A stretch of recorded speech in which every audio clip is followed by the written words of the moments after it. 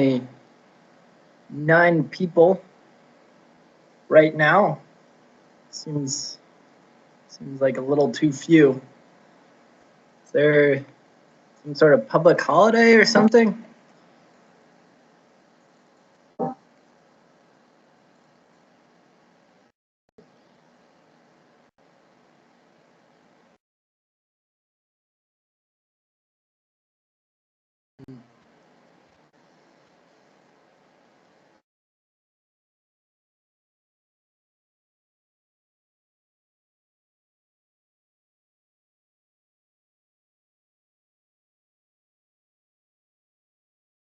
Two other sessions. Okay. What other sessions are going on right now?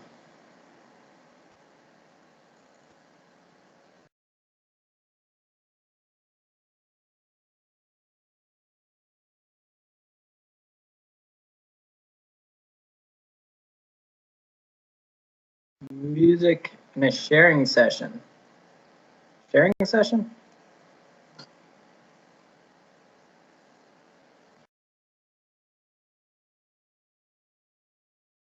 What is sharing exactly?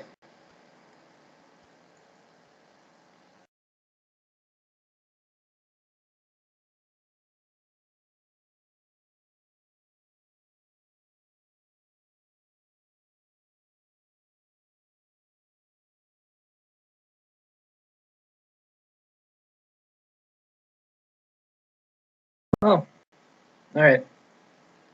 Anyways, hello. So, despite our low numbers, and I suppose we'll wait a couple minutes to see if we can get some more people in.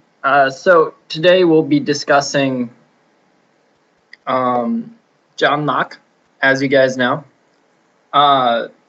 So we don't have too many sessions left. In fact, we literally only have 2 sessions left. So we have the Federalists, and then we have Jane Jacobs and Summing Up the Course, which is a little sad.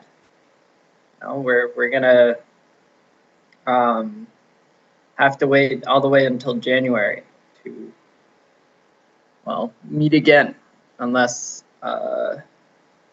do some one-off sort of thing in the middle, which I don't have any plans to right now. But yeah, public lesson concerning music. Ah, okay, makes sense. Well, between let's plan to start in 4 minutes. So does anyone have any questions before we begin? General questions, questions about what we've been covering. Plato's Republic, Machiavelli, John Locke. Questions about philosophy as a whole. Well, I can tell you guys something. Did I have my haircut? I did have my haircut. Not the sort of question I was expecting to get, but yes. I had it cut yesterday or maybe the day before. All right, the homework last week, question 3. All right, let me remind myself.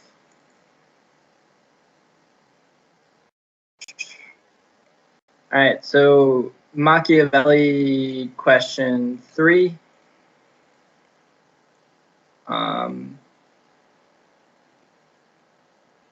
Those who solely by good fortune become princes from being private citizens. Yeah, I have yet to put the answers on Reddit. Sorry, I'll do that today. It's been a little hectic. All right, but let's if in terms of what the question means, those who solely by good fortune become princes from being private citizens have little trouble in rising, but much in keeping atop. They have not difficulties on the way up, because they fly. They have many when they reach the summit. So if you become a prince by good fortune, so like if someone else... Oh, sorry. Yep, be there in a sec. All right. So basically, it's easy to become a prince if someone else gives you the job, but then it's hard to keep it. All right. I need to go let John in, and then John will come up, and we'll start. All right. Be back in 2 minutes.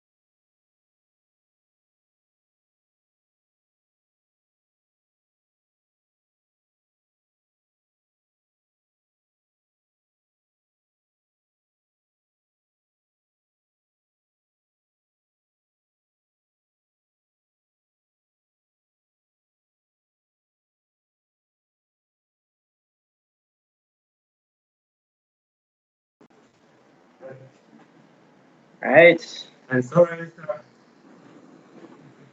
Morning.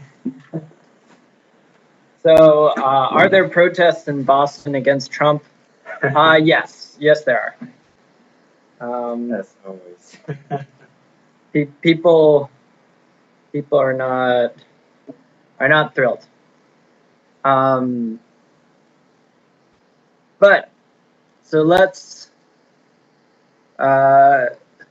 It's all right. The protests are pretty peaceful. Oh, and we've got Yeshua here as well. Hello.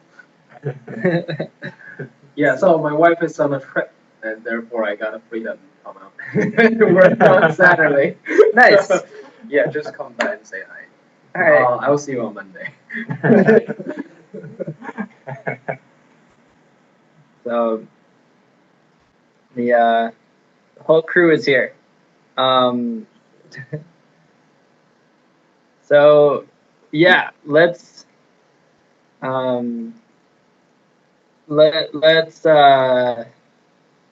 start talk about John Locke. Much more pleasant subject than Donald Trump. So, all right, John Locke.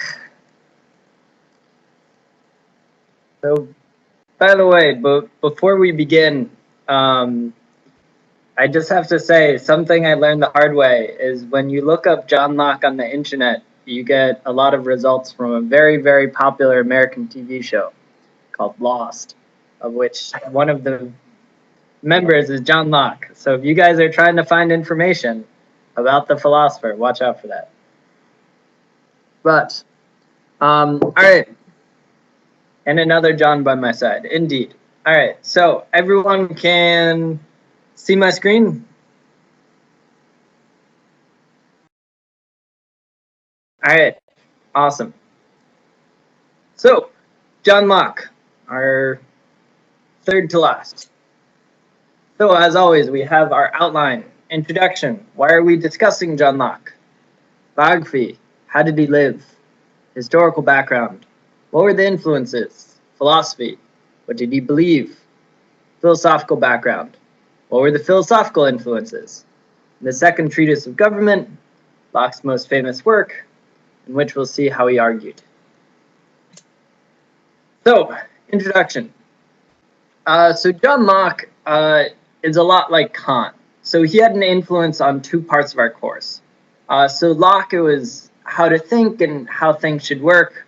You know, for Kant, it was how to think and how to live. But unlike Kant, I don't think Locke is particularly brilliant when he talks about how to think.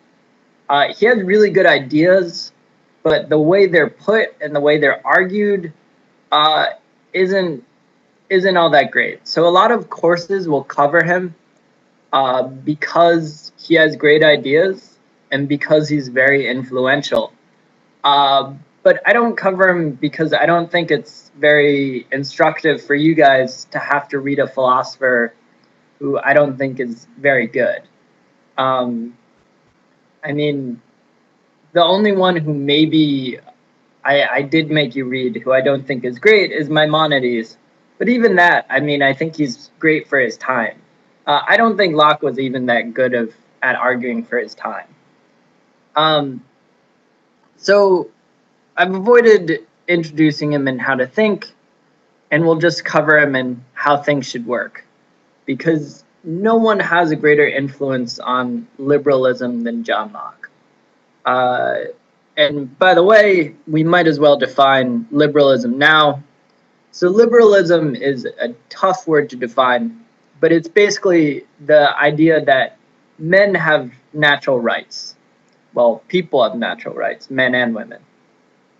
So there are these rights that you're born with that no one should take away from you. And government, when it's set up, needs to respect these rights that people are born with. And by the way, this is, as you might guess, John Locke here. Looks rather kindly. All right. So why are we talking about John Locke? Because he had a huge impact on the foundations of liberalism. And as we learn, his philosophical influence on particularly the United States of America is very profound. All right. Biography. So John Locke was born to a middle-class family in 1632. His family were Puritans. So Puritans were this group of Christians, Protestants, who wanted to reform the state church of England. And they wanted to make it more purely Protestant. They thought it was a little too close to being Catholic. This isn't that long after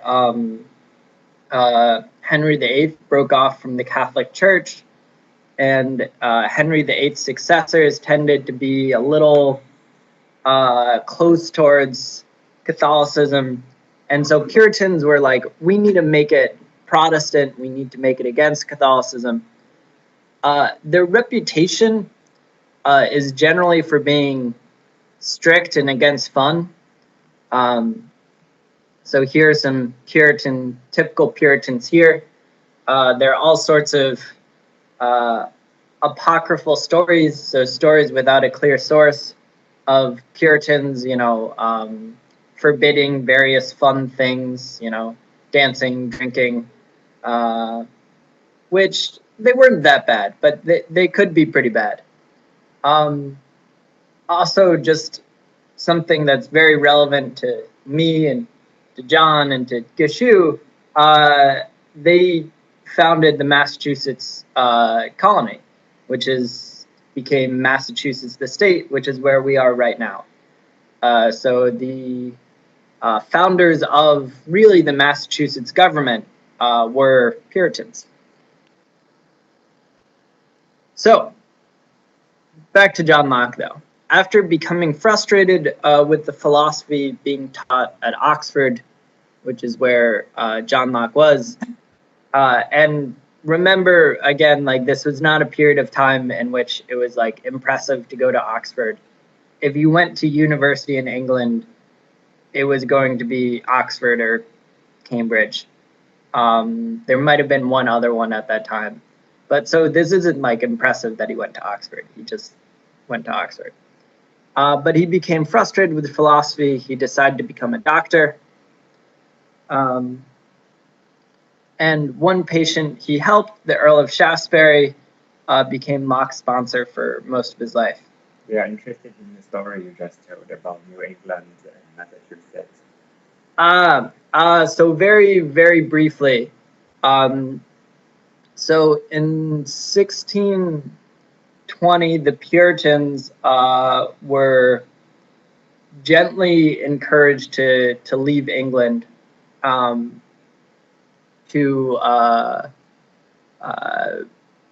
well, they were basically told, go somewhere else. We don't really want you here. You're sort of radical and you're annoying a lot of people.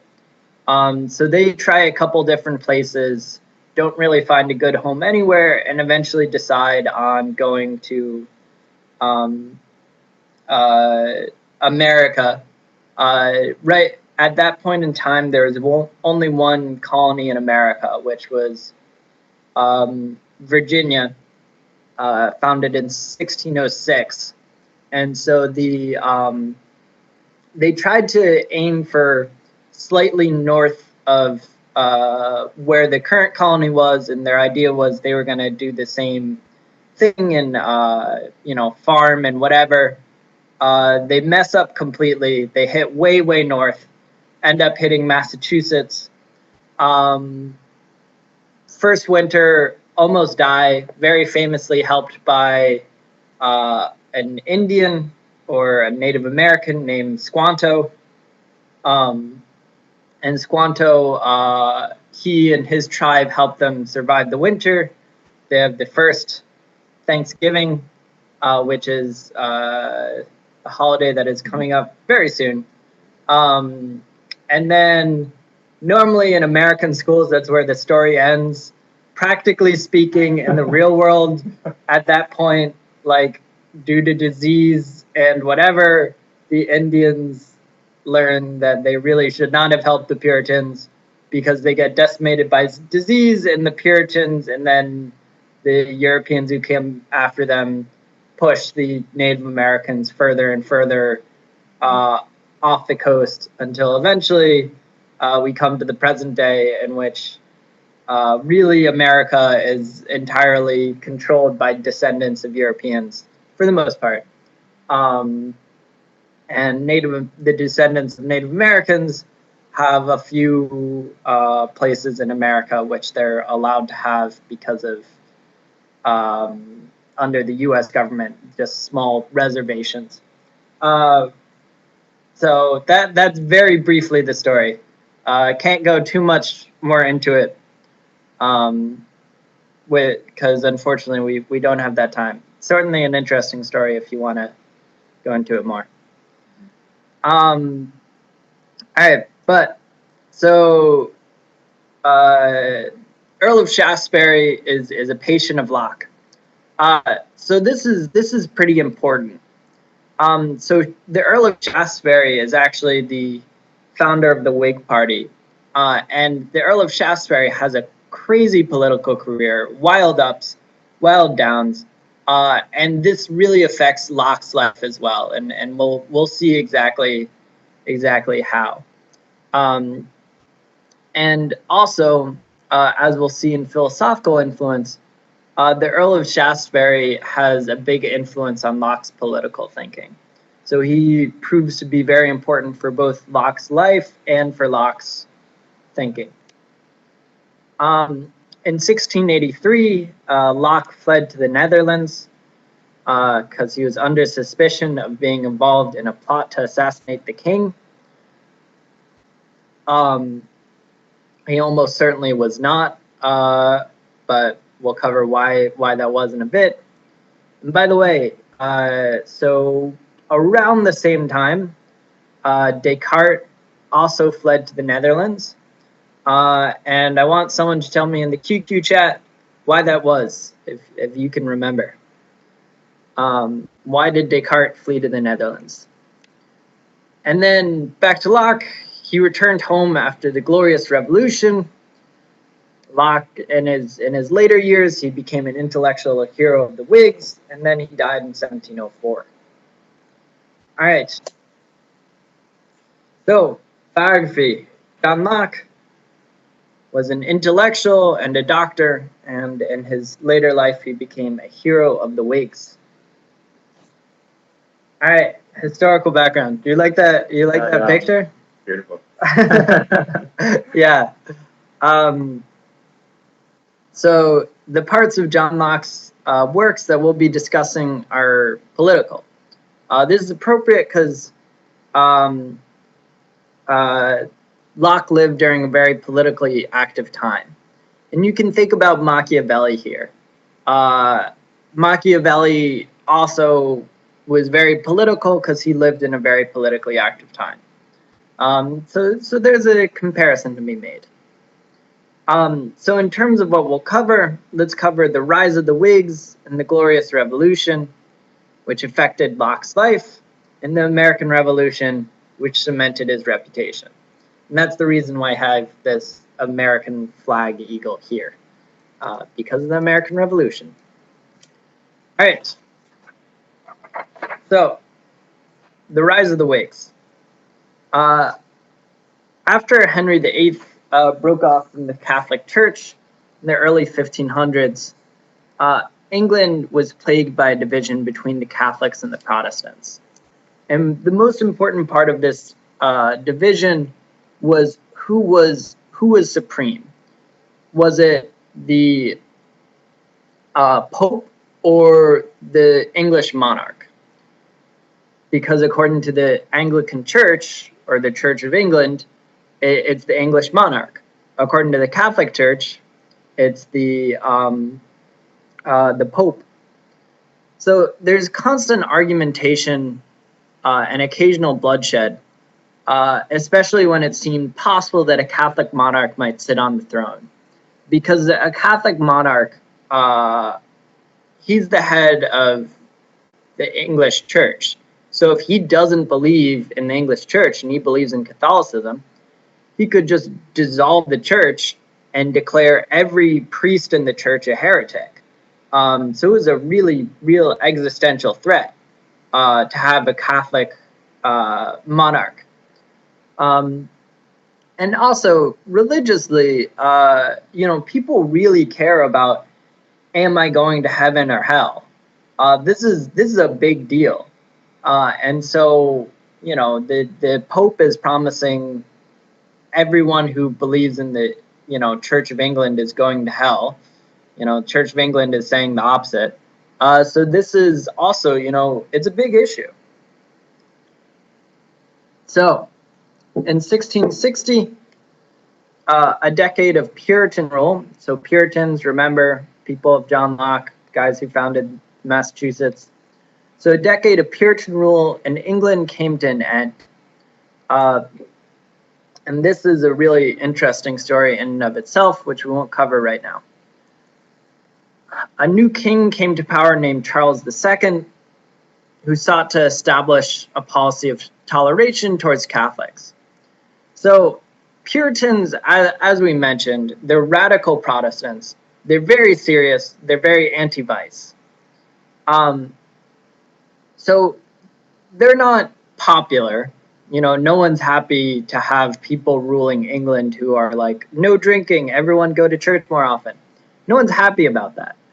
But it gets pretty worrying when this new king comes to power and he's instantly like, maybe Catholics aren't so bad. So Parliament actually opposes this. They say, no, Catholics still are bad. We're still not okay with them. This is Charles II, by the way. So people are a little worried about this, and then they get really worried because it seems quite suspicious when it turns out Charles II's brother and his heir, so the guy who's going to follow him after he dies, James II, is a Catholic. So a faction in Parliament attempted to exclude James II from the throne, led by the Earl of Shaftesbury, Locke's patron. So this is the Earl of Shaftesbury here. Unfortunately, this faction fails. James II comes to the throne in 1685. But a new political party is formed from the people who opposed him, which may be the first modern political party. It's considered that by most historians. And this is the Whigs. And the Whigs were anti-Catholic and pro-civil rights, as you'd expect from a party that opposed the king. Anti-Catholic makes sense. Pro-civil rights, they want to protect their own freedoms against what they think of as a tyrannical monarch, and most of the reason he's tyrannical is because he's Catholic and no one else in his country is. Well, that's not true, but the power structure in his country isn't true. So these emphasis on rights is going to be very important for Locke's intellectual development. And by the way, so Locke has to flee during this time because there's a supposed assassination plot on James II and Charles II. It's not surprising that someone would want to kill them.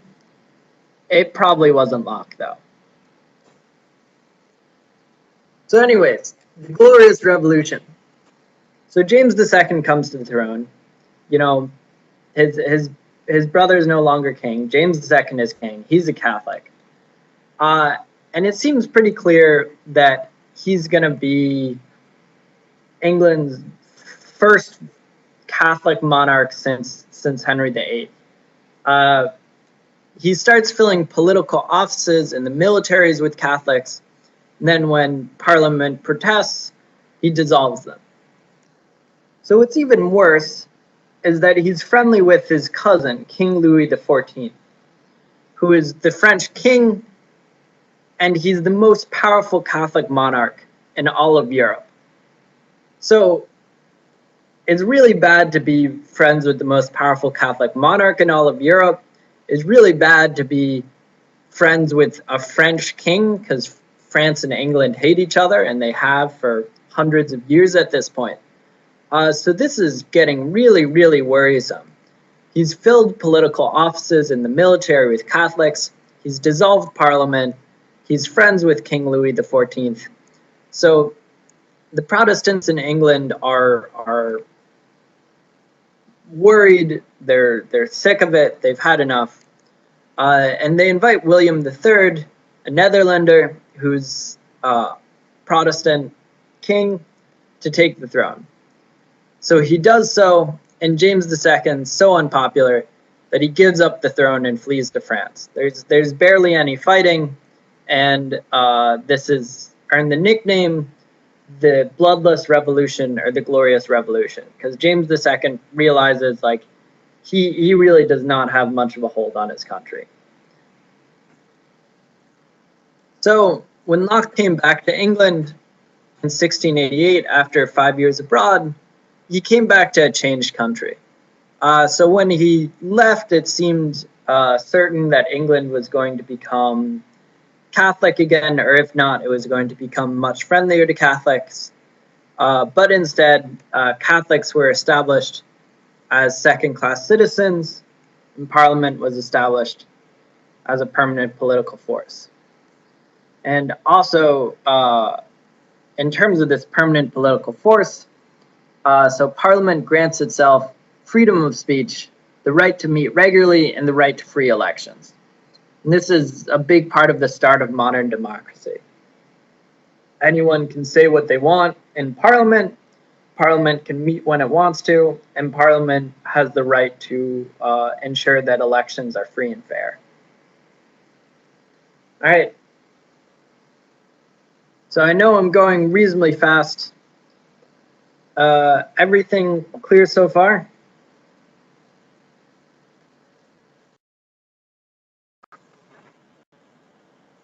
All right, great. So, the American Revolution.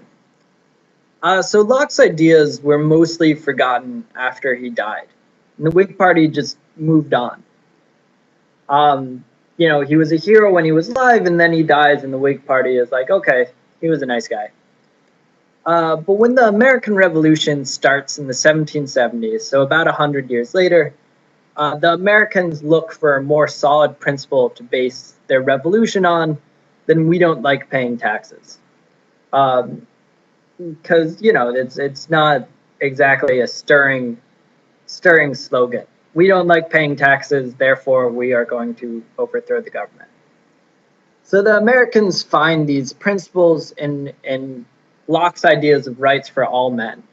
So not just for Parliament, like they existed in England, you know, freedom of speech and freedom of assembly, but for all men, and certainly not just for kings. So the Americans are really the reason why Locke is launched as one of England's great philosophers, alongside Bacon and Hume. And as a side note, as a personal note, Locke is literally the only political philosopher I learned about in high school. And I think, come to think of it, he may have been the only philosopher that I learned about in high school. And he is the only one that most Americans would know. So if you ever want to get in a political discussion with an American, first of all, don't. but second of all, if you're looking for a political philosopher to talk about, John Locke would probably be your best bet. All right, cool. And I see someone with the preamble to the Constitution. Nice, good stuff. All right. So, historical background: Locke's philosophy was shaped by the Glorious Revolution. His reputation was cemented by the American Revolution. All right, so good stuff. Now we can actually go into what Locke believed, and as always, I'll bring John in to help me translate once I read these slides. All right, so Locke really has two main works of political philosophy. And they're not brilliantly titled. First Treatise of Government, Second Treatise of Government. So the First Treatise of Government is a strange work to read because it's an argument against a theory of government that's entirely foreign to us.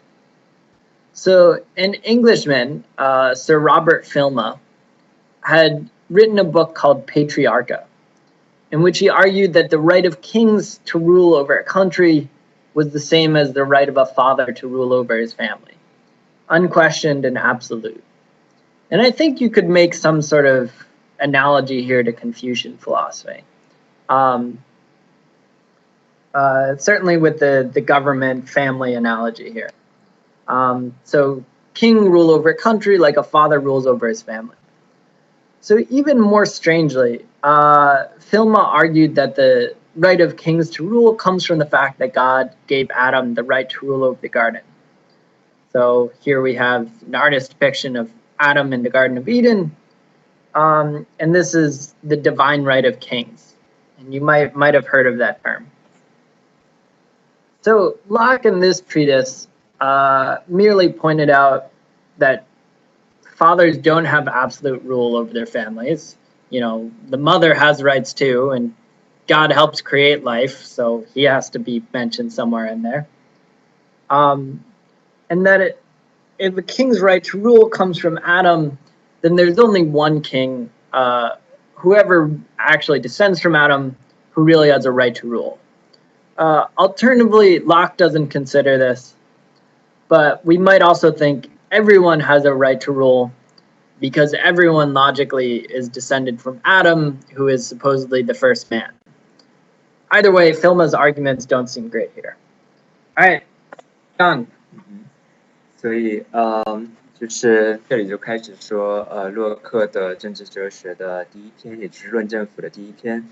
那在这之前呢，刚才已经有同学说，就是可能你们已经谈到过，就是菲尔玛这个人，他是很重要的一个英国人，他写的那本书名字叫做祖先 patriarcha， 其实这个词是专门指圣经里当然之前的意思是指圣经里的最早从亚当、亚伯拉罕到以赛亚哥这一些人类的祖先。那他借用这样子的一个词，也借用人类在发端时候的自然状态，对人类发端时候自然状态的描写。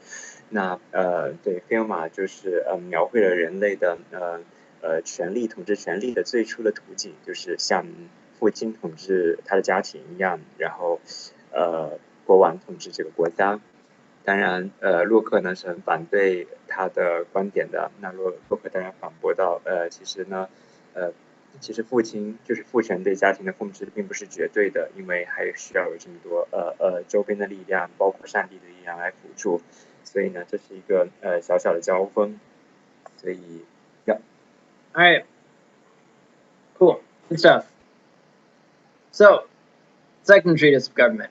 So the second treatise is the one we actually care about because it's where Locke lays out his theory of government, which is heavily influenced by the Earl of Shaftesbury, as we mentioned. So let's go through Locke's theory of government. So Locke starts by defining government as that which has political power. And political power is the power to make laws and to enforce them. So Locke asks us to imagine a world with no government. This is the state of nature. So what this state of nature is will cover whether it actually exists. He's never really clear. Sometimes he says, this is the world actually which used to exist when there's no government, or he says, this is a thought experiment of what might happen if there was no government. Or sometimes he says, look to like tribes in Africa, they live in a state of nature. It doesn't matter for our purposes. It does reflect who Locke is as a philosopher, though. He's a little more vague than the philosophers we've been covering so far. So, in this state of nature, where there's no government, everyone's free to do as they wish. So this is the state that God creates us in.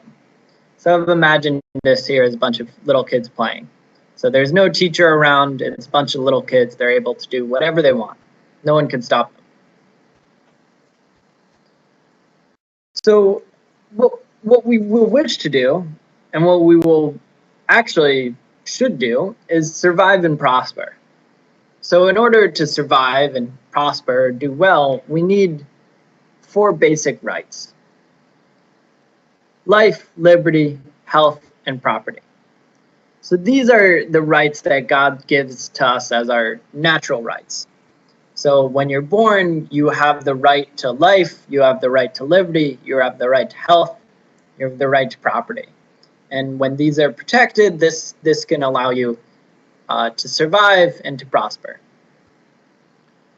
So in the state of nature, we should all be kind and respectful of each other's natural rights.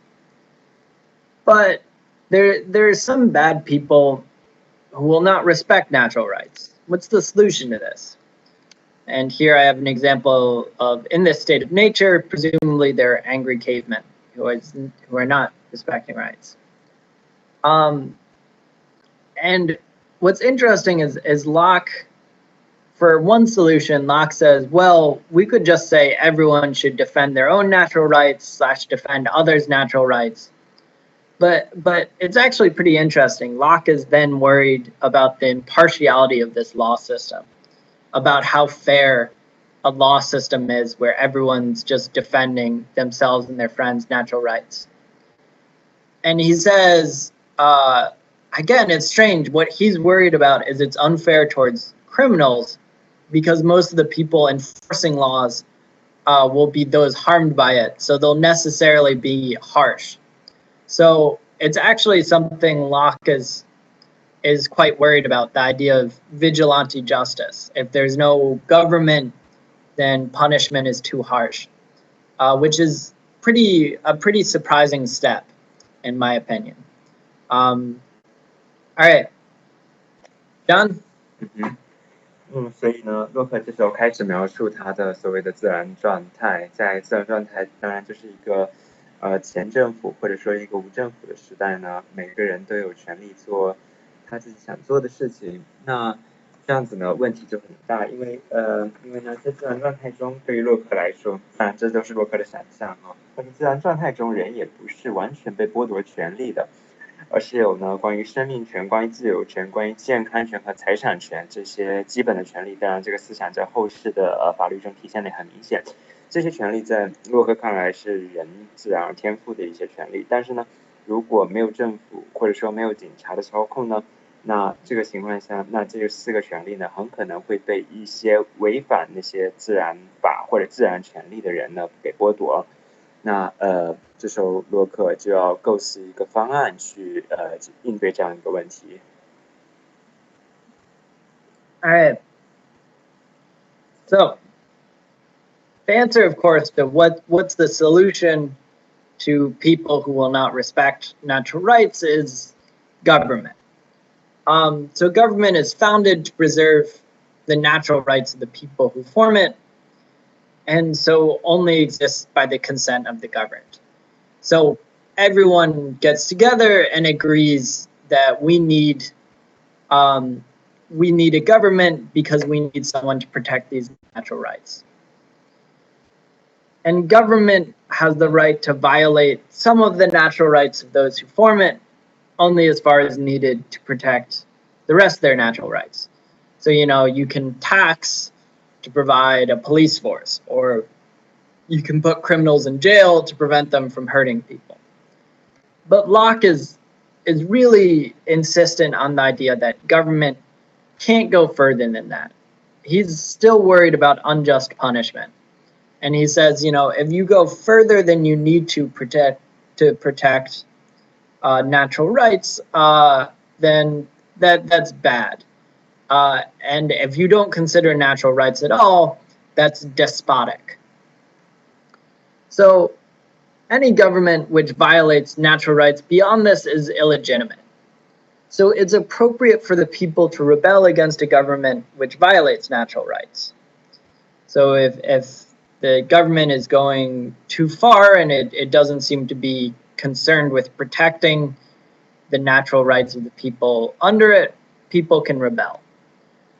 And he mentions very specifically, this includes forcing a certain religion among the governed. So, Catholic crisis, glorious revolution. He's really thinking here about why is it okay to rebel against James II? And he's like, well, he's forcing a religion. So he definitely has this in mind. All right, John? So he's actually tolerant to every religion, even to Catholics. Yeah. So it's an interesting question as to how this fits in with the idea of Catholicism and Protestantism in England, because you would think the logical thing would be to say, therefore, Catholics and Protestants should both be on equal standing in England. But instead, this is used to set up a system in which Catholics are pretty firmly second-class citizens in England. So that there is an interesting tension there.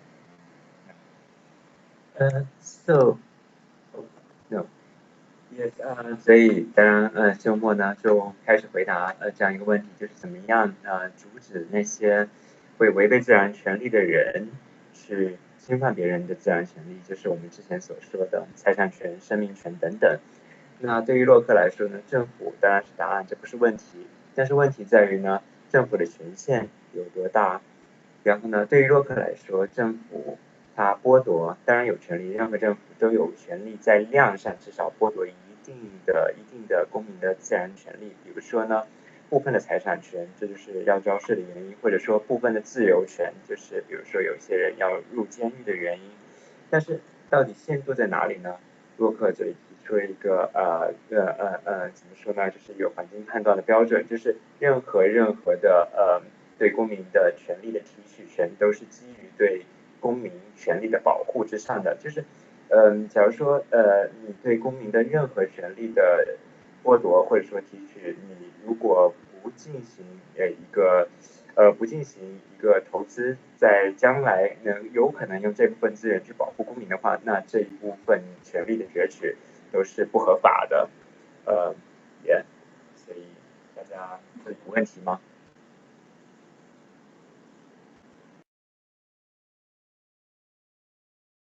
？Looks like people are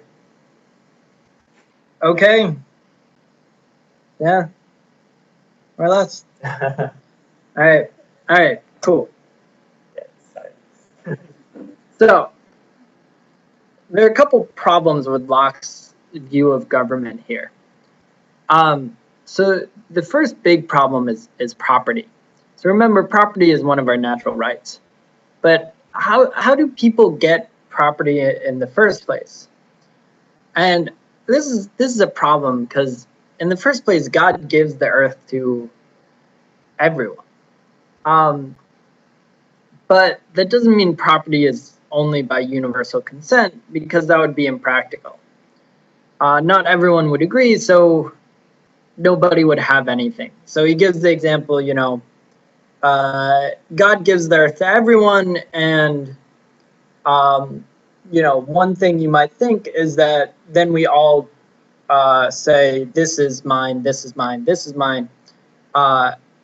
But we can't have everyone just agreeing. We can't say, like, do you agree that this 1 acre should be mine? Because not everyone would agree. So by the way, while I'm saying this, you are probably immediately thinking property is just based on whoever gets there first or whoever has the strength to hold it. But Locke really does not want to end up with that conclusion, because he needs a version of property that doesn't seem illegitimate, and basing property on the idea that, like, it's just whoever had the strength to hold it is pretty illegitimate, especially by this natural rights sort of view of things. So Locke is taking a different approach here. He says we start with our bodies as our property. This is the property that's given to us. Then anything we work on with our body is our property. If you pick up a strawberry, it's yours. If you work on a field, you dig up the stumps, that's yours. But we can only acquire as much as we can without wasting it, and we could only acquire as much as we can without preventing other people from living and prospering. So this is a strange way of looking at it. It's whatever we work on, and it's whatever we can handle without wasting it and without harming other people. So you can see this with food, and you can sort of see it with land, and then getting beyond that is quite tricky. Like, imagine trying to come up with, like, intellectual property here, like a book you come up with. Anything you work on is your property, or like hiring other people is like going to be super complicated by this. And so this is a world of abundance. There's never any shortages here. If we get to the point where there's not enough food for everyone or not enough land for everyone, this is going to be made literally impossible. But Locke's not too concerned with that. He thinks he's figured this out. You know, this is property. It's how it works. So why don't we have this state here? Why are there disagreements today about property? Well, Locke says it's money. Money ruined this. Nobody wanted to hoard food because it'd spoil, or land because there was no point before money was introduced. And he says money made it easy to hoard things, so inequality grew. Here I have the famous Scrooge McDuck skiing down on his slope of golden coins. Was this popular in China? Did you ever? Okay, yeah. When I was a child. Yeah, it's classic. Yeah. So I understand like logically why Locke goes to this, but like this is obviously false. Like the idea that like no one ever hoarded land or hoarded food or whatever. I mean, people have been hoarding things, and whatever they have, people hoard because we're greedy. We're naturally greedy people.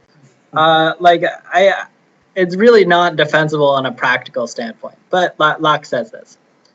So to continue on with Locke, you know, inequality leads to disagreements, and this leads to quarrels. And then people found another reason to want government, because we have these disagreements over everyone hoarding money. And it's unclear whether Locke sees this inequality as something for the government to address or not. And there are actually a fair number of arguments as to whether Locke thinks that government's idea is to prevent this hoarding of money, or government just has to prevent people from arguing over it. All right, John? Okay, I just have a question. I don't think the accusation against money, because for raising or for causing the iniquity is so fair. Do you think so? Just imagine a society where the people just use the shoes as money. They can hold a lot of shoes there. Well, in defense of Locke, I would say in that case, your shoes would be your money. Okay, so you are switching the concept. Okay. So I think the idea is money here is just the abstraction of stuff. So food you eat, land you work, money you exchange. But that exists always in our mind, yeah. Even for the primitive people, they hoard something, so they have got this abstraction of, you know, the property there. So there's already iniquity. It's not connected to the, you know, some form of material. So yeah, there are actually some economic terms which, if we went into economics here, would be useful, would be value in use and value in exchange. So value, almost everything that has value in use has value in exchange. So to some extent, you can use it as money. It might not be that useful, but like you can trade sandwiches for other things. It's not as easy as trading dollars for other things, but you can. So Locke would end up with the trouble of like people are going to hoard sandwiches because they can trade them. Mm-hmm. That's professional. Thank you. Yeah, and here I have liberalists would encourage equal competition rather than outcome equality.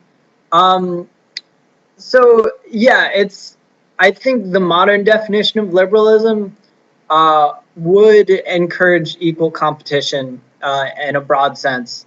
What John Locke believes, and as the founder of liberalism, is harder to tell. But yeah, all right, cool. Thank you.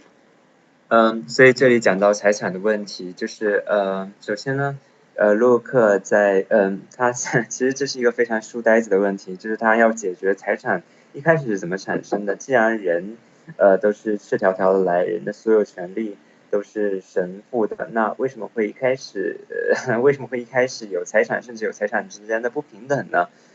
那洛克说，其实一开始财产的取得，就是最初状态下财产取得，并不是要经过同意，当然后天是要经过同意，在洛克后面的理论。当然一开始的财产的取得，那洛克会说，仅仅是因为我们工作只是因为我们在劳作什么东西，比如说我们采了一个水果，那这个水果就归了我们，或者说我们正在凿这个石头，那凿出来的这个石头，这个小的塑像当然也就是我们的。所以呢，一切是和工作的过程绑定的，在一开始财产权的生成之初。那问题呢是当财产大到一定程度的时候，我们需要一种可以交换的货币。这个东西呢，当然就是钱，不管钱是以什么形式产生的。那对于洛克来说呢，钱呢是一个很糟糕的东西，因为有了钱以后，我们就可以储藏钱，有了钱的储藏以后，我们就可以囤很多很多的钱。当我们囤了很多很多钱的时候呢，每个人囤的不同的钱，就会导致每个人的贫富差距。那所以说呢，这是钱的一个非常负面的作用。然后大家到现在为止清楚了吗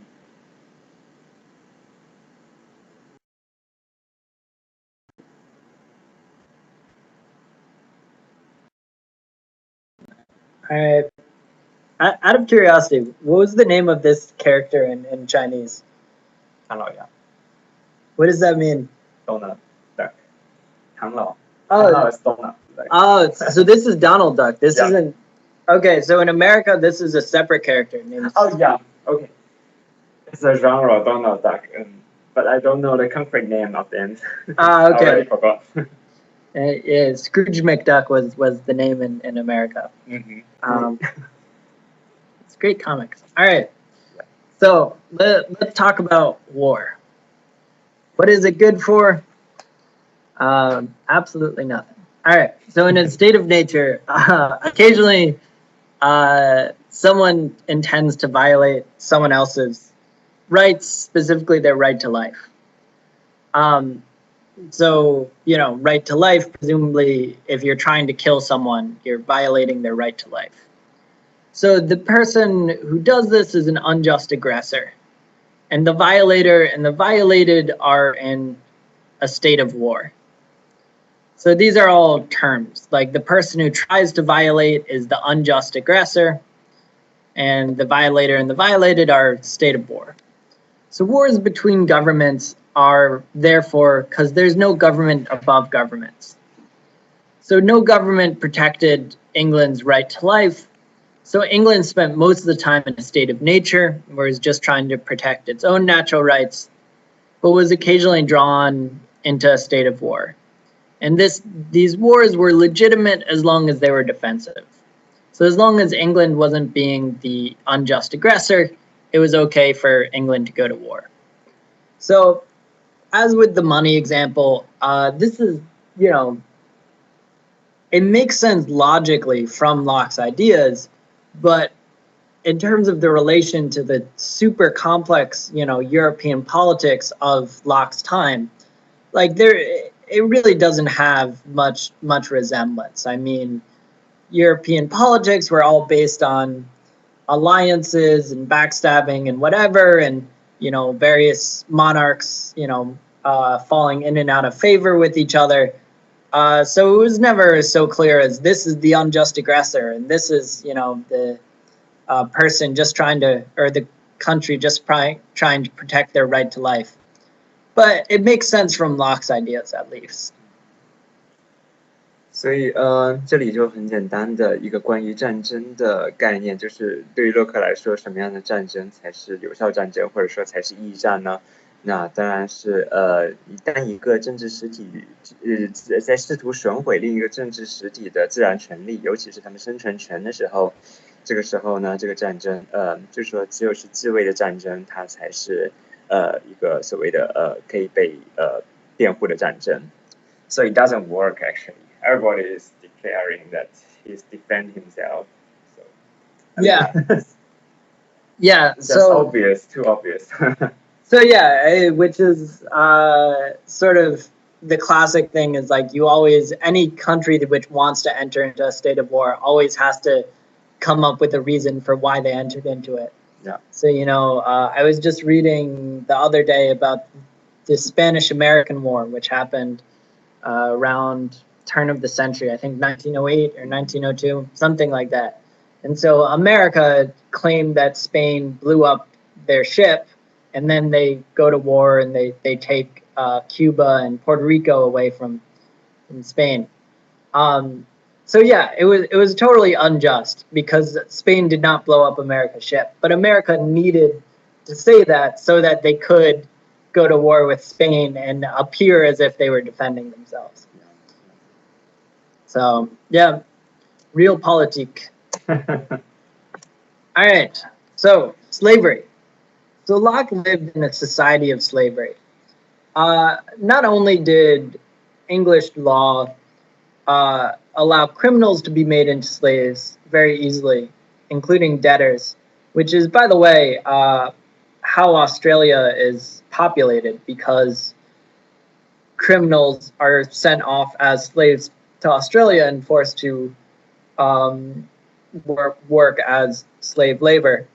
But Locke also participated in the governing of the Carolinas, which later become North and South Carolina, the American states, while they were slave states, run off by the labor of enslaved Africans. So really the entire economy of these states was, based on slavery.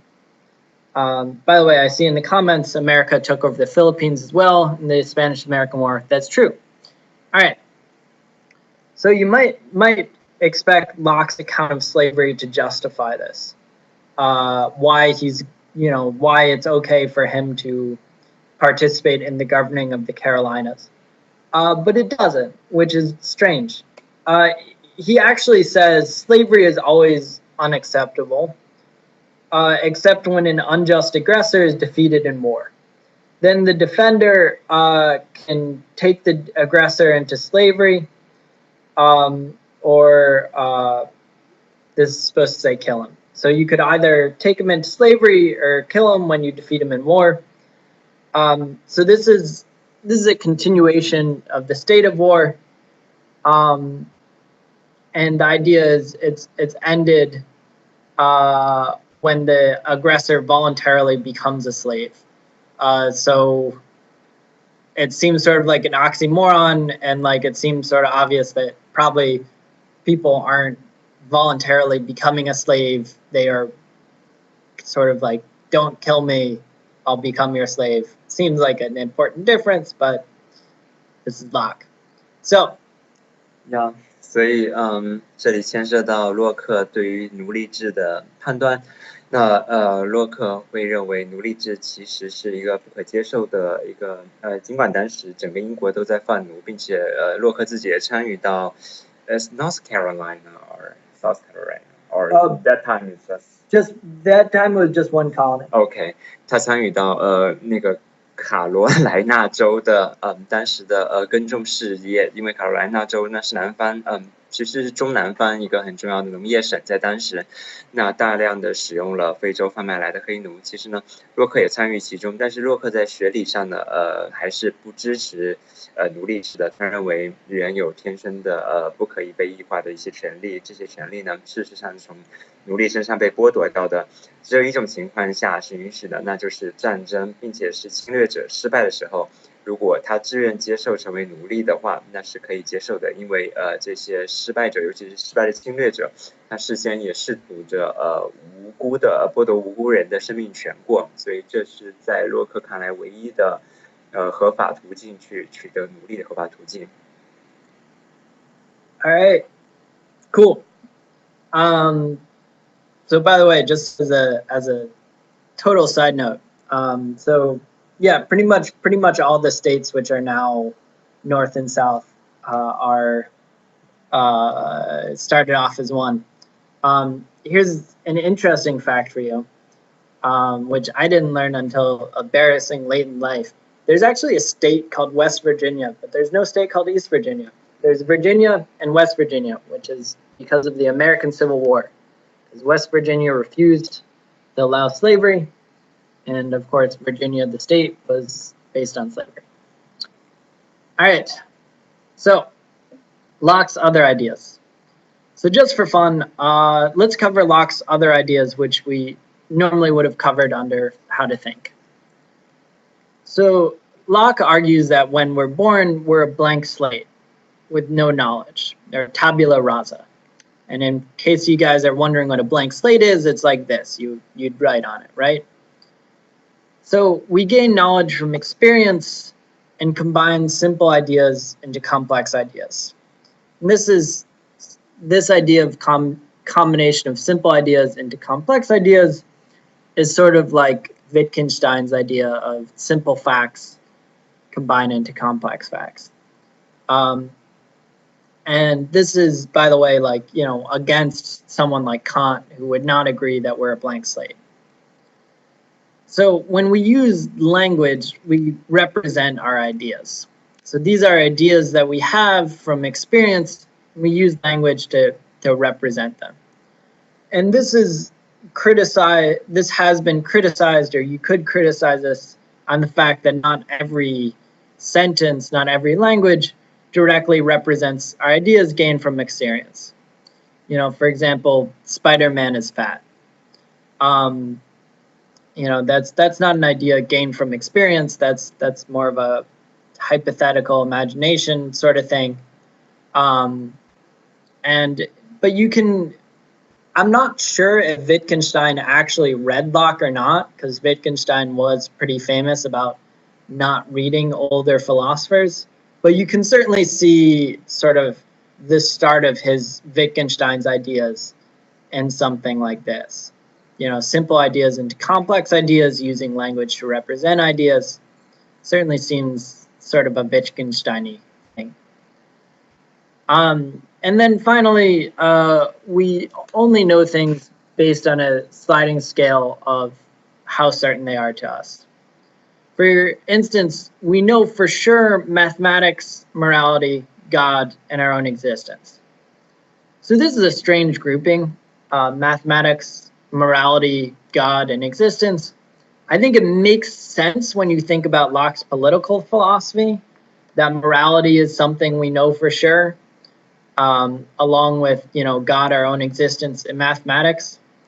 But you can't really argue it. You can't imagine arguing it as rigorously as like Descartes argued, the foundations of his knowledge. And by the way, so all of this is a very simple form of what Locke believed. If you guys find this interesting, of course, read through it on your own, see what you like, because Locke is really influential, and he does have interesting ideas, even if he doesn't put them very well. All right. 所以这里再继续介绍洛克的他的认知论，就是洛克的认知论呢，其实是在英国的经验主义传统里面，很典型的一个例子。他会认为呢，首先呢，人的所有知识都是从经验得来的，就是人不会有主观的投射，人不会有先天的知识。人呢，生下来的时候只是像一块黑板或者说白板一样，这是一个很好的词叫 tabula rasa， 在这上面呢。可以写上任何的，就是通过经验写上任何的知识，每个知识呢都是一个观念，都是一个 idea。那简单的观念在写完了以后呢，你可以自由的组合它们，让它们变成一些复杂的观念。有一些观念很清晰，有一些观念很模糊。那些清晰的观念呢，当然最清晰的观念就是数学、道德、上帝这样的知识。那你可以说是因为它们很抽象，所以它们才异常的清晰。然后呢？对，这就是一个刚才 Trevor 也说了，就是像康德呢就会很反对这样子的一种经验论，为什么呢？因为他的先天知识就被否定掉了。All right, cool. So it is 9:07 on our end, which means it should be 10:07 p.m. on your end, which means let's take a 5-minute break, come back here, 10:12 on your end, 9:12 on our end. So 5-minute break, and we'll be right back. All right, sound good? 5 minutes? All right, bye-bye.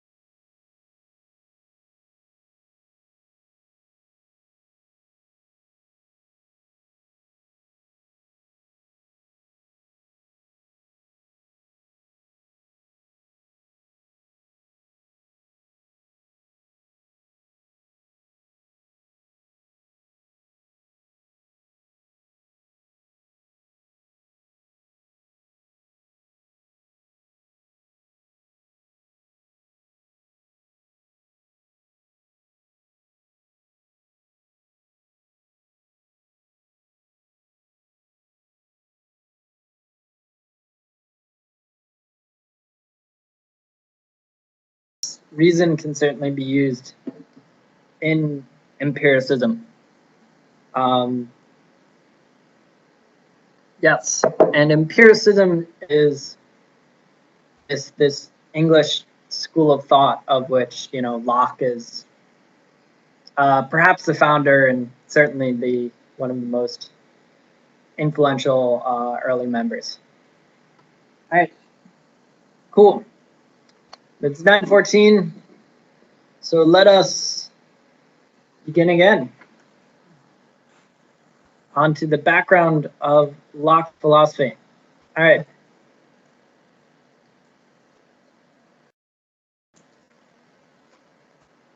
So, brief summary of his philosophy: the need to protect our natural rights led to government and is also the justification for government. All right. So, by the way, everyone can see my screen?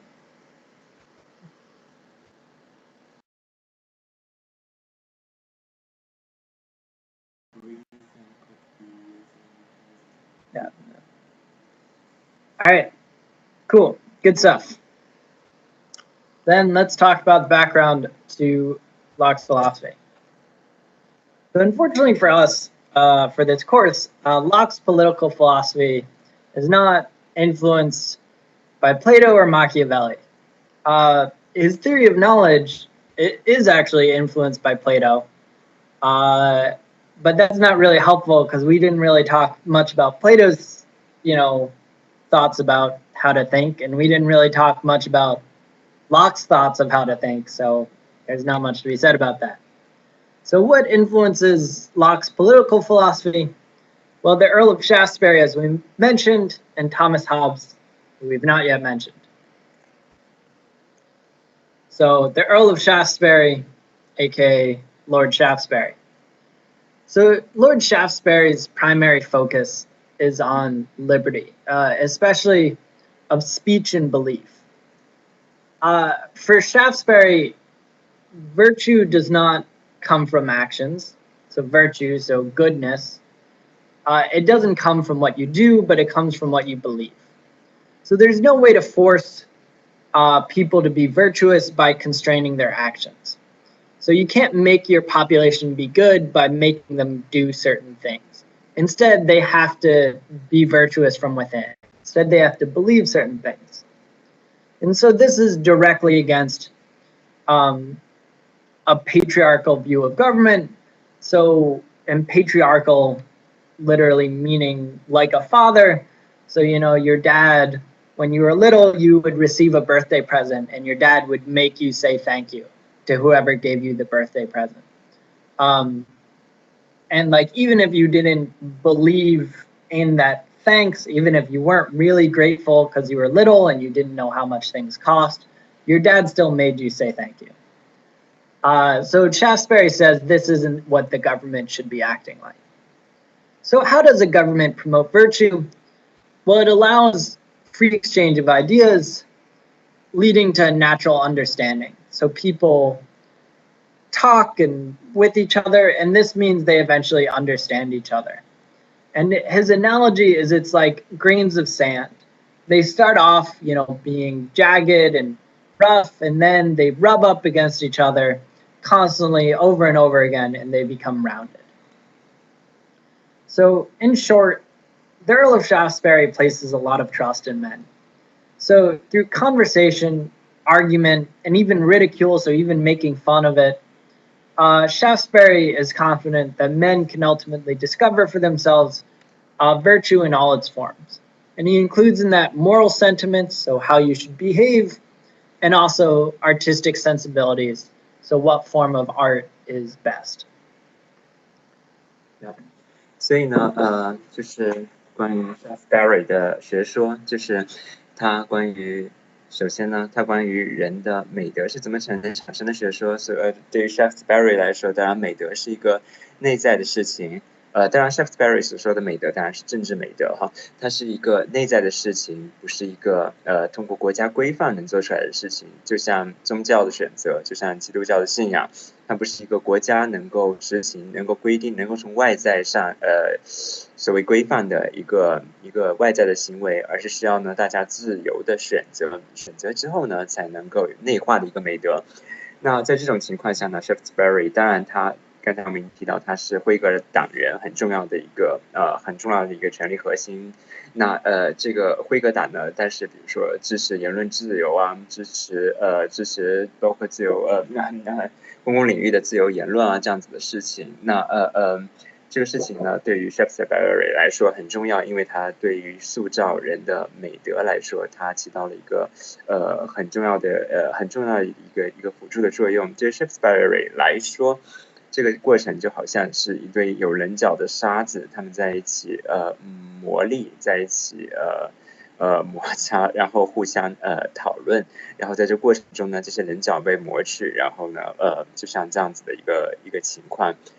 所以呢美德也在公共领域的交往中呢得到锻炼。All right. So Thomas Hobbes. So Thomas Hobbes is sort of the other big influence on Locke's philosophy, and Thomas Hobbes is different. He's focused on government and its purpose. So in his eyes, each human being has a right to everything in the world. And they also have a desire for everything in the world. So this is different from, this is pretty similar to Locke, right to everything. This is different, desire for everything. So in a world without government, which Hobbes uses a state of nature, and he's writing before Locke, right? So he comes up with this idea, state of nature. So it's a world of all against all. So each man struggles to possess more and more. So if there's no government, everyone is just trying to gather as much as they can. And this is different from Locke's state of nature. Most men in Locke's state of nature, they're virtuous, they're respectful, and there's only a couple bad guys. And Hobbes, he says everyone's gonna act like this. So in a state of nature, nothing would get accomplished. Life, in Hobbes' famous words, would be nasty, brutish, and short. And I'll actually read the whole quote in a second, because it's a great quote, one of the most famous in the English language. So, therefore, because they don't want a life which is nasty, brutish, and short, the people choose a sovereign. They choose a king who rules over them, who protects them, and he prevents them from basically attacking each other. The sovereign, the king, is given all power, and the people have no right to complain. To use Hobbes' term, this king, this sovereign, is a leviathan. He's a massive monster, not to be resisted. Okay, so to read the direct quote about life by Hobbes in a state of nature. It's like a little long, but I like it, so bear with me. In such condition, there is no place for industry, because the fruit thereof is uncertain, and consequently no culture of the earth, no navigation, nor use of the commodities that may be imported by sea, no commodious buildings, no instruments of moving and removing, such things as require much force, no knowledge of the face of the earth, no account of time, no arts, no letters, no society, which is worst of all continual fear, in danger of violent death. In the life of man, solitary, poor, nasty, brutish, and short. That's great, isn't it? That's a great quote. Yeah, you'll see that so in the future. So, just one small observation. Actually, the state of nature on the one side is much more broader in the case of Hobbes than in the case of John Locke. And on this other side is the reigning of the government, much stronger case of Hobbes in comparison to the case of... Yeah, so the government has to be much stronger in Hobbes's case. It really does have to be a leviathan. Like, you have to build something that can't be resisted. Because the human being in the nature state is much more evil Yeah. than a version of Hobbes. Yeah, exactly. Hobbes Hobbes' human being is a much more brutal person than Locke's human being. Yeah, exactly right. OK，所以托马斯·霍布斯，大家之前可能有读过他的《列维坦》，就是描述在自然状态下，人对人的关系呢，就是所有人对所有人的一场战争。有一个非常有名的拉丁文引言，就是人对人像狼一样这样子一个引言。那这样子一种情况，当然是需要一个政府的管理，而这个政府呢，对于托马斯·霍布斯来说，就是所谓的列维坦。列维坦是一个圣经里面的一个想象出来的怪兽，但是呢，这个怪兽呢，在约伯记中，上帝用这个怪兽来吓唬约伯。那这个怪兽呢，同样的在人间就像政府一样，政府起到对那些对每个像狼一样的公民的一个威慑的功能，让大家变成顺民。All right. So, and because it's so good, this is the cover page of Hobbes' Leviathan. I think it's really one of the greatest covers of all time. Like, you've got the Leviathan here. He's got his sword and his staff. Yeah.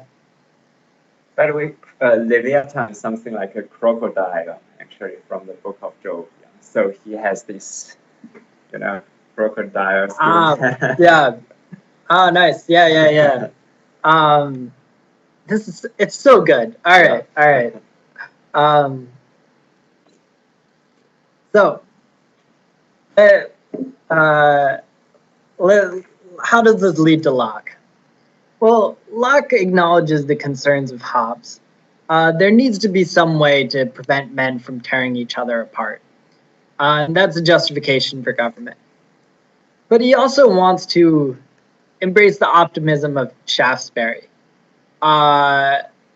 If men are given the chance, they'll naturally improve themselves on an intellectual and moral level.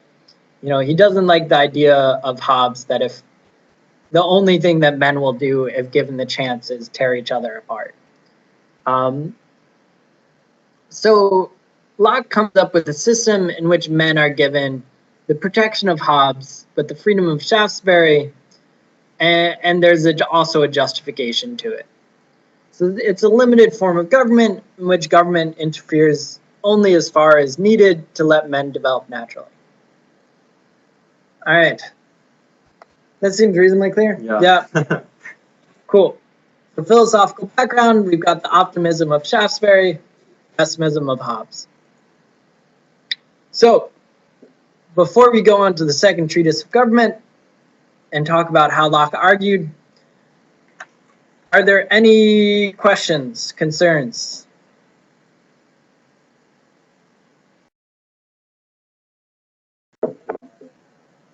No, looks good.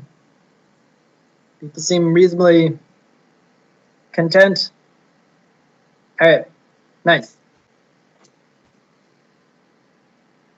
So, second treatise of government. So the two treatises of government are published together anonymously in 1689, a year after the Glorious Revolution. Locke claims in the preface his works were written to defend the legitimacy of the revolution, but historians believe that they were mostly written 10 years before, when the Whigs were trying to prevent James II from being in line for the throne in the first place. Remember, James II, he's the younger brother of Charles II, closet Catholic.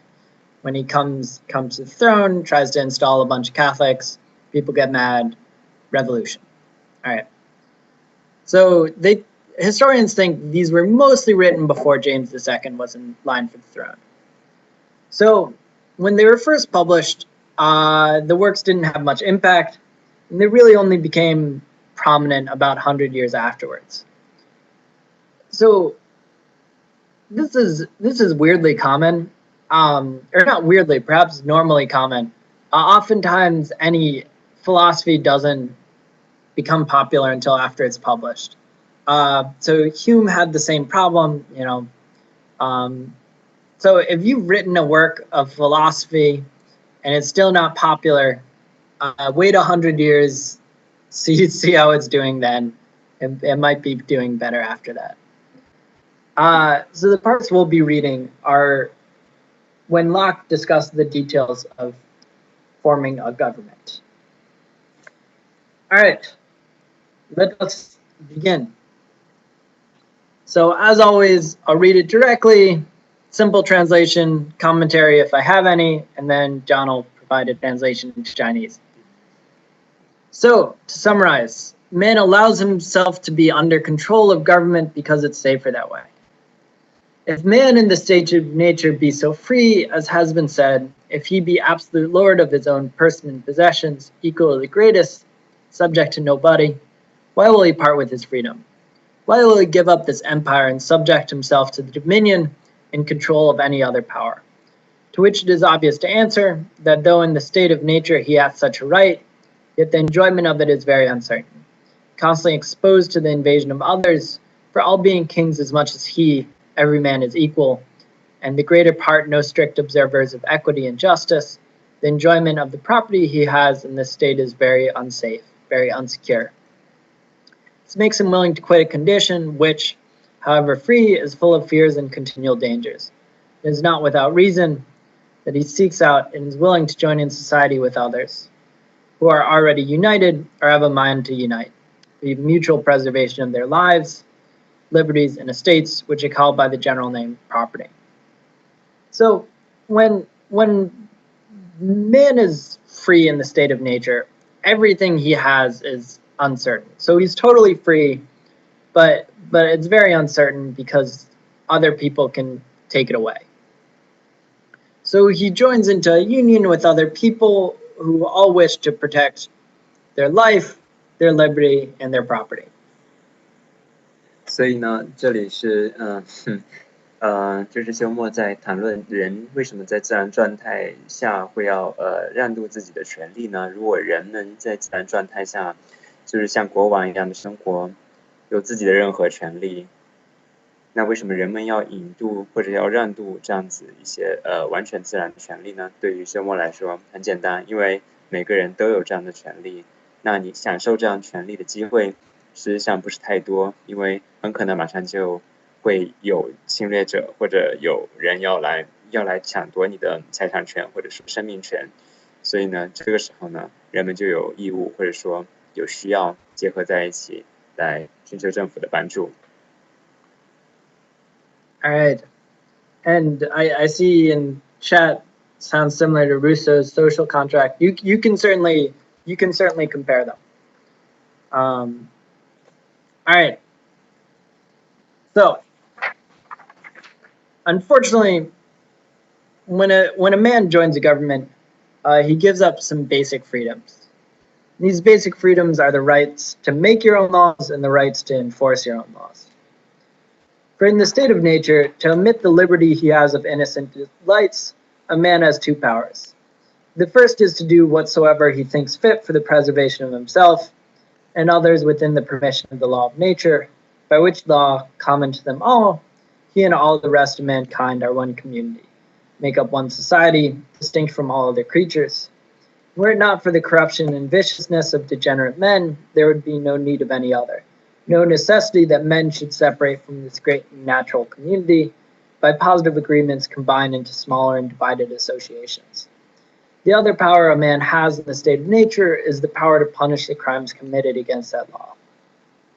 Both these he gives up when he joins in a private, if I may so call it, or particularly politic society, incorporates into any commonwealth separate from the rest of mankind. So for simple English translation, so when mankind is in a state of nature,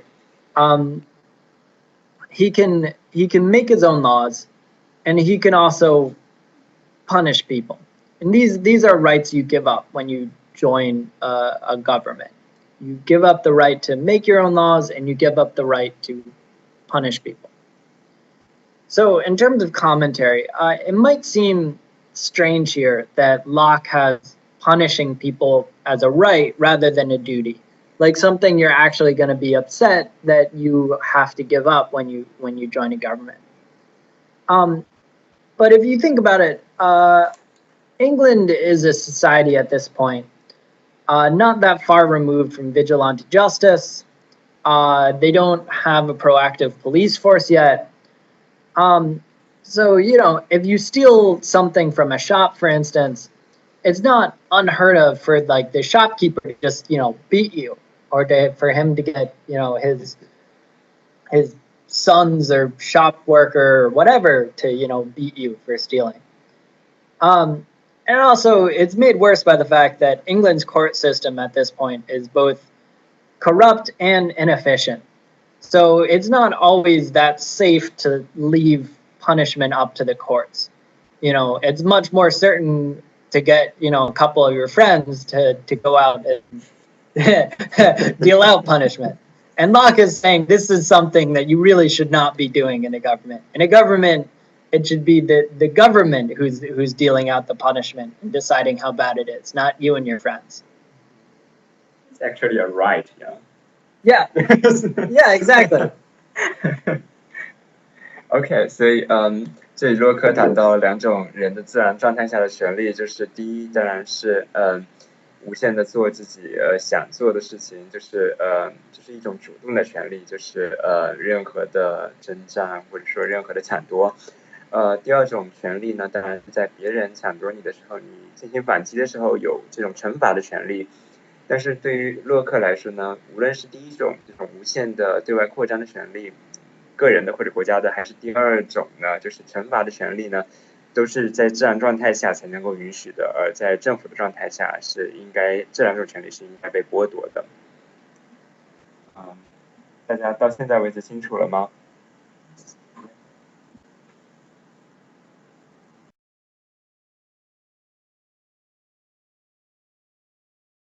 All right.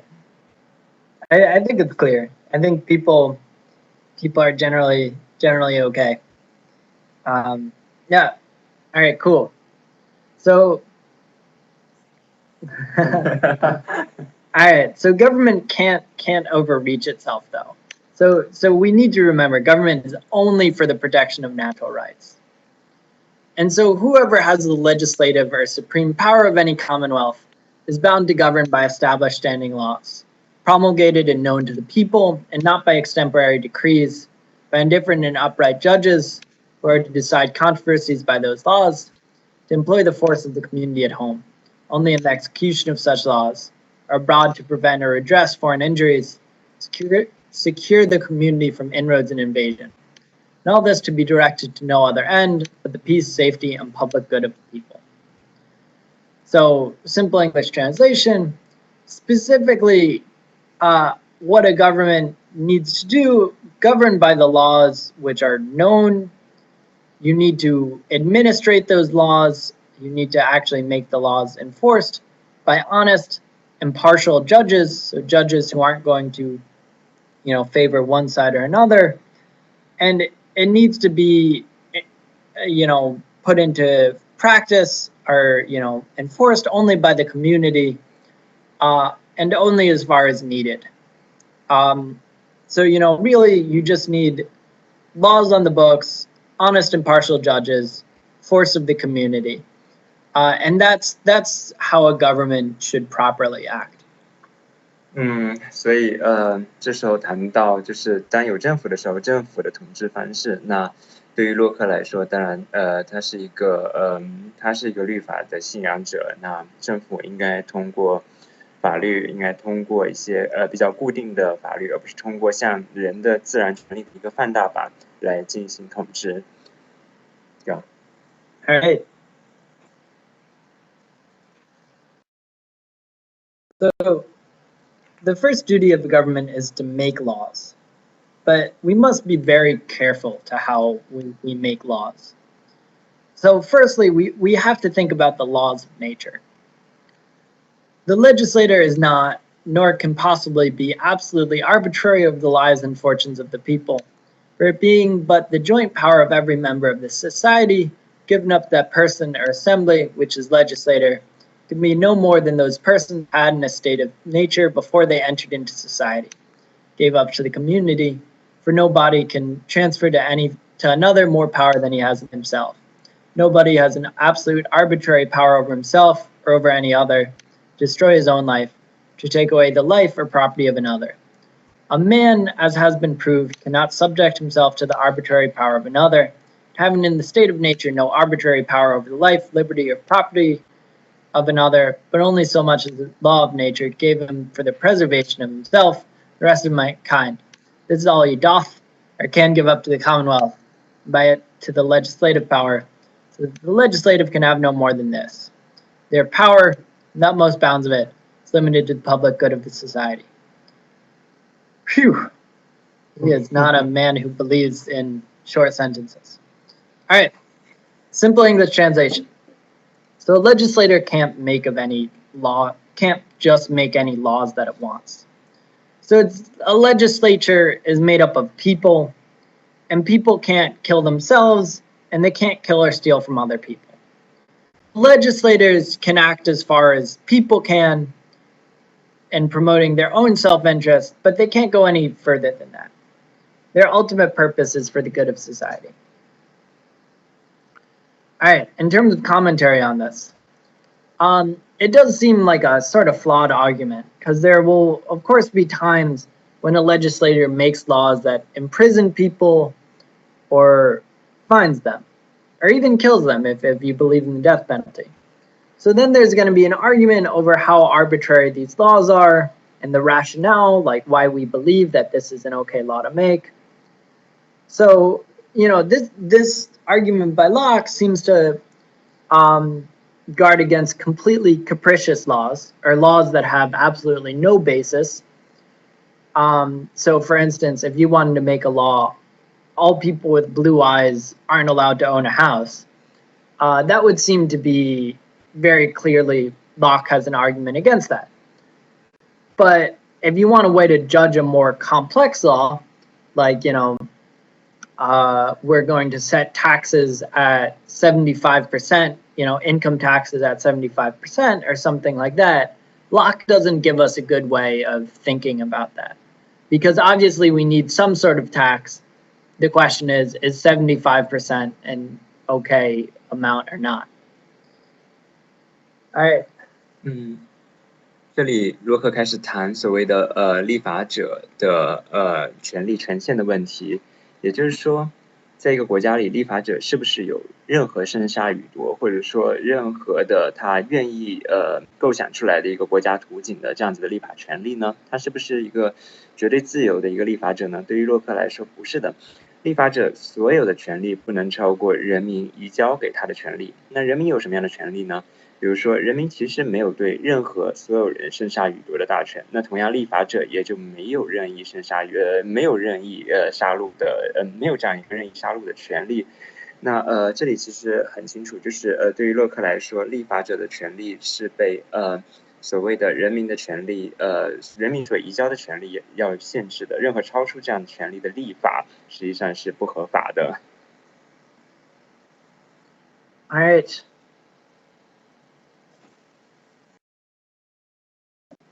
So, the purpose of laws is primarily to prevent violations of natural law in the first place, not just punish violations of natural law. So, as such, laws must be known. So everyone knows what they can and cannot do, and everyone avoids uncertainty.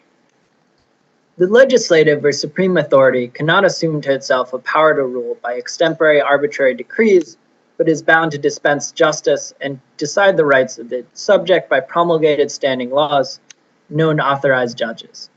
For the laws of nature being unwritten, so nowhere to be found but in the minds of men, they who through passion or interest shall miscite or misapply it, cannot so easily be convinced of their mistake where there is no established judge. And so it serves not, as it ought, to determine the rights and fence the properties of those that live under it, especially where everyone is judge, interpreter, and executioner of it too, that in his own case, and he that has right on his side, having ordinarily but his own single strength, hath not force to defend himself from injuries, punish delinquents. So simple English translation, if laws are not known, there's no ways of deciding who's right or wrong. Then we're back to the state of nature, where everyone has to create and enforce their own laws.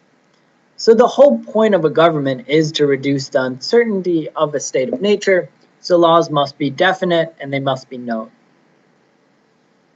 In terms of commentary on this, so I think it's really interesting that Locke focuses on uncertainty as a key drawback of a state of nature.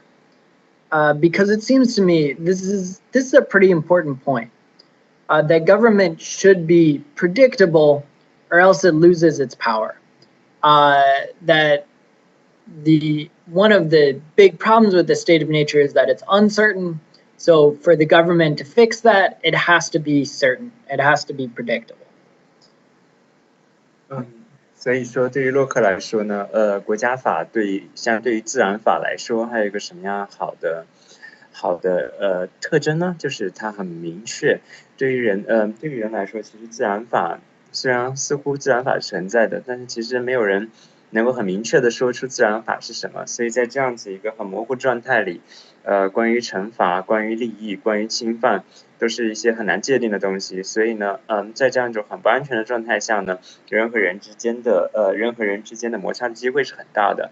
而对于洛克来说，当国家使用它的公权力和它的公共领域，把它的法进行一种明确化之后呢，人们其实很明确的，当然在法治国家，人们会很明确的知道，做什么样的事情是对的，什么样的事情是错的，什么样的事情呢是要遭到惩罚的，并且惩罚呢是一种非常有力的国家的公权力来保障的。所以在这种情况下呢，对，就是刚才 Trevor 谈到了洛克对于所谓的明晰性，就是法律和行政，甚至是行政力的明晰性的一个非常有洞见的一个观点。All right.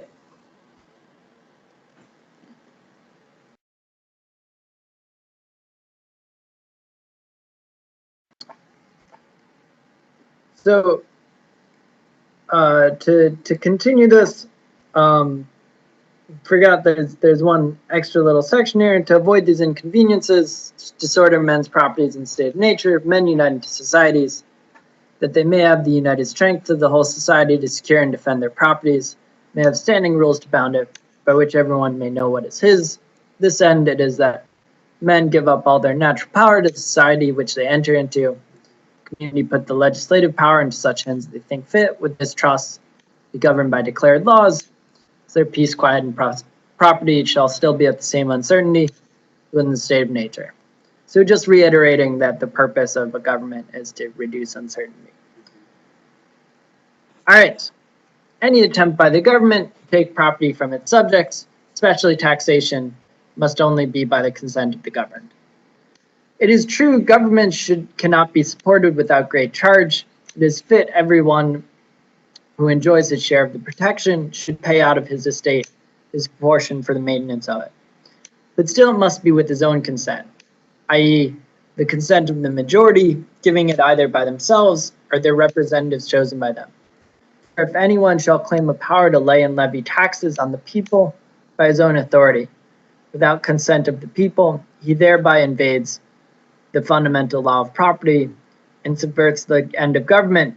For what property have I in that which may by right take when he pleases to himself? All right. So governments need money to function, so it makes sense they need to levy taxes. They need to make people pay taxes. But if they just take the money, they become tyrannical, so they're no longer a legitimate government. So they need the consent of the people. In terms of commentary on this, practically speaking, this doesn't work very well. No one's ever happy with being taxed themselves. Everyone's always happy to tax someone else. To use I think it's George Bernard Shaw. A government which taxes Peter to pay Paul will always can always rely on the support of Paul. So everyone's always happy for someone else to be taxed.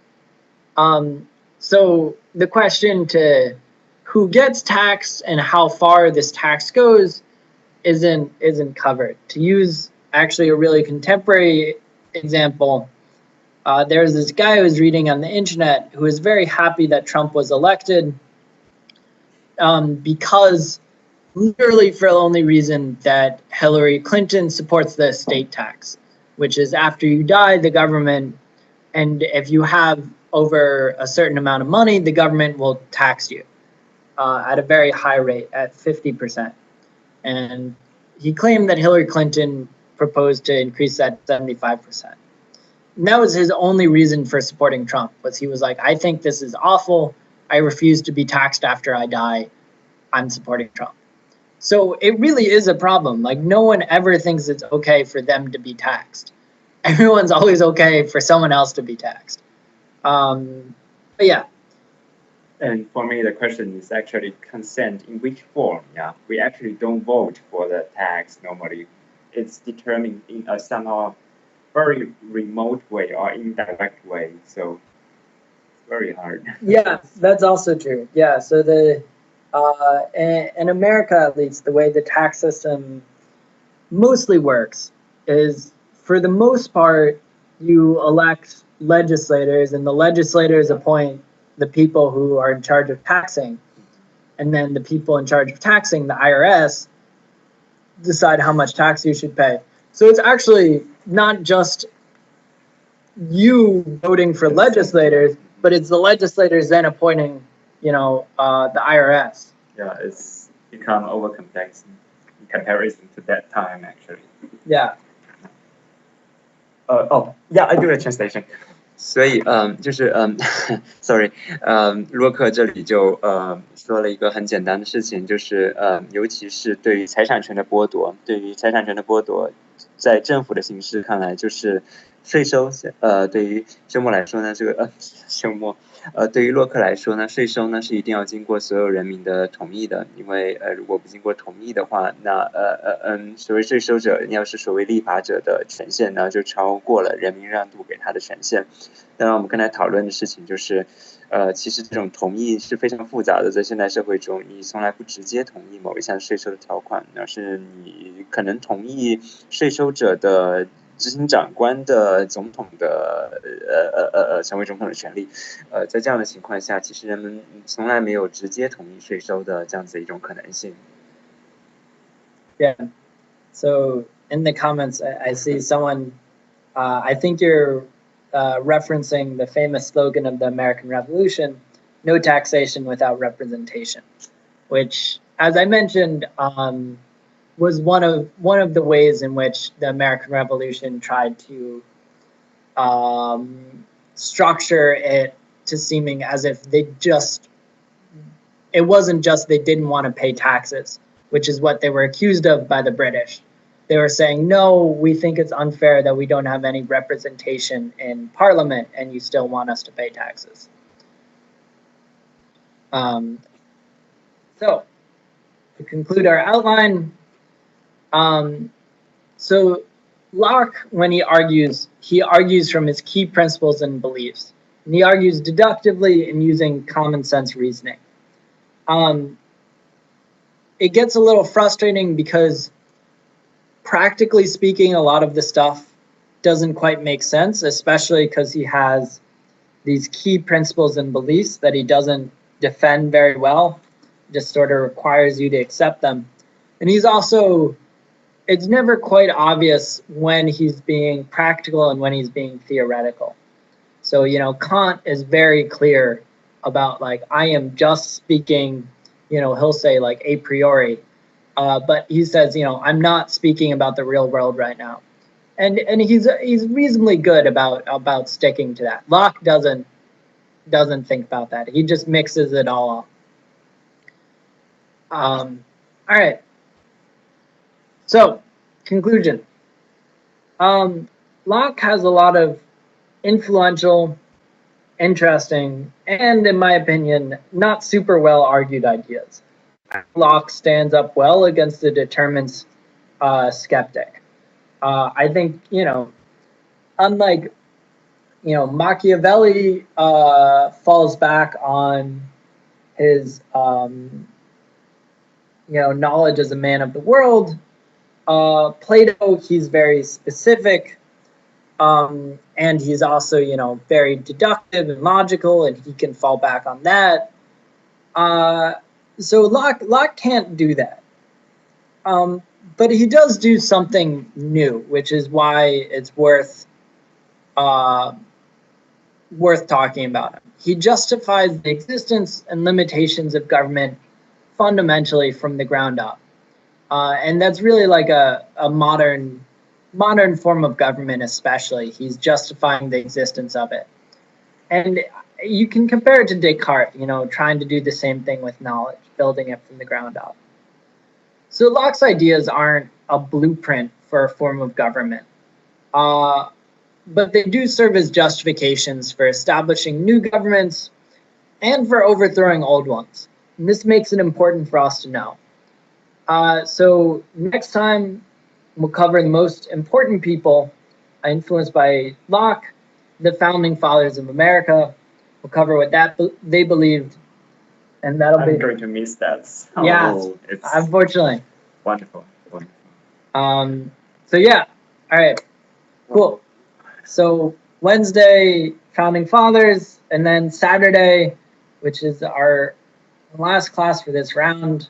It's hard to believe. Will be Jane Jacobs.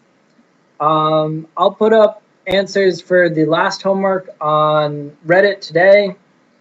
Meanwhile, you guys should do your John Locke homework as well. And yeah, all right, cool stuff. We have like 5 minutes left, so if you guys have any questions, commentary, whatnot. Yeah. Man, it does feel strange to be talking about Locke and especially the founding fathers at a political time like this. I'm also a bit traumatized during the past week, so yeah. Well, as I told my students in the last class, in America we're told that there's a Chinese proverb. Well, a curse, actually. May you live in interesting times. So I've talked to Geshu about this, and he's told me that does not exist in Chinese. That's not true. But that's what we're told in America. That's what Chinese people say to each other as a curse. May you live in interesting times. And I feel like this is true now. We're living in a really interesting time. Yeah, I wish we weren't. I wish it was a lot more boring, but you can't deny that whatever happens, it's going to be interesting. Yeah, that's the case. Everybody's feeling a bit nervous, a bit unsure, but it's not going to be that bad. But it might be. It might be. I mean, you just sort of hope that the stuff he talks about in his campaign promises, he was just saying to appeal to the crowd, because he has to figure it out totally. Another plan right now. Yeah.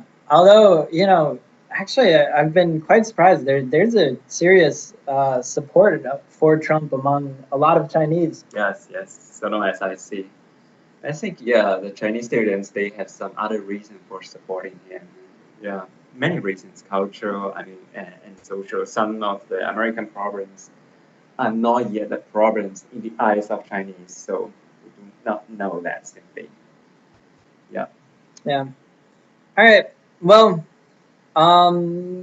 seems like people are pretty good in terms of questions. So as always, if you have any questions, put them in the QQ chat, put them on Reddit. Do your homework. I will put answers to homework.